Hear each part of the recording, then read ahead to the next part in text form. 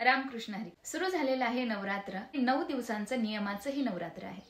वर्षभर आपल्या ज्याने कोणताच नियम नाही झाला तर या नवरात्रामध्ये 9 दिवसाचा आपण कोणता तरी एक नियम करावा, जेणेकरून आई भगवतीची कृपा आपल्यावरती व्हावी. त्यापैकी काही नियम मी तुम्हाला सांगणार आहे. सगळ्यात महत्त्वाचं म्हणजे नवरात्री आली की आपण देवी आईला उच्च आसनावरती स्थापित करतो.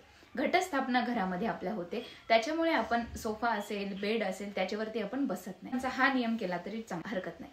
दुसरं सांगितलं जातं की 9 दिवस आपल्याकडे उपवास आपण करतो. उपवासापैकी उठता आणि बसता अशा प्रकारचे काही जण उपवास करतात, तरीही चालतं. 9 दिवसांचा जर उपवास करता आला तर अतिउत्तम आहे. उपवास म्हणजेच भगवतीच्या जवळ राहणं, देवाच्या जवळ राहणं. आणि 9 दिवस जेव्हा आपण उपवास करतो, जेवणासोबत कोणाची आपण निंदाही करू नये, कोणाची ईर्ष्या करू नये. काम, क्रोध, लोभ, मद, मत्सर, मोह या षड विकारांपासून जेवढं होईल तेवढं आपल्याला दूर राहता यावं. 9 दिवसांचा हा सगळ्यात महत्त्वाचा नियम आपण करू शकतो. त्याच्यानंतर आपल्या घरामध्ये घट आपण बसवतो. घटाला 9 दिवस 9 प्रकारच्या माळी सुद्धा आपण अर्पण करतो.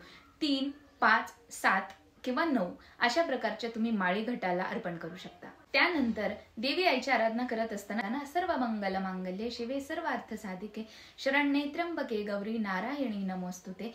किंवा सगळ्यात सोपा मंत्र म्हणजे या देवी सर्वभूतेषु शक्ती रूपेण संस्थितः नमस्तस्यै नमस्तस्यै नमस्तस्यै नमो नमः. देवीच्या